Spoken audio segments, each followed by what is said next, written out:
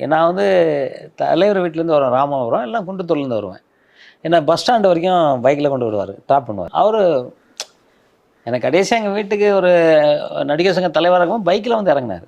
கூட்டம் நிறையா இருக்கணும், பைக்கில் வந்து இறங்கினார். அதுக்கப்புறம் பார்த்தீங்கன்னா ட்ரைனிங் பண்ணிக்கிட்டே இருந்தோம். அப்புறம் கிக்ஸு எல்லாம் பார்த்தார்.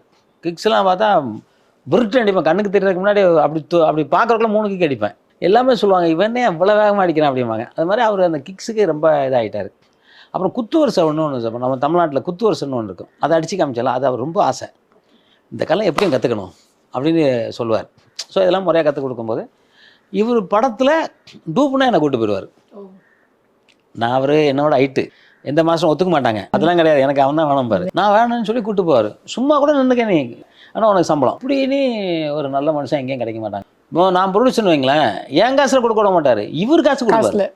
அந்த மாதிரி மனுஷன் யாருங்க கிடைப்பான்? இப்போ என்ன எக்ஸ்ட்ரா ஒரு டூப்பு அப்படிங்கும்போது என்ன பண்ண, நான் கொடுத்துக்கிறேன் அப்படிம்பாரு.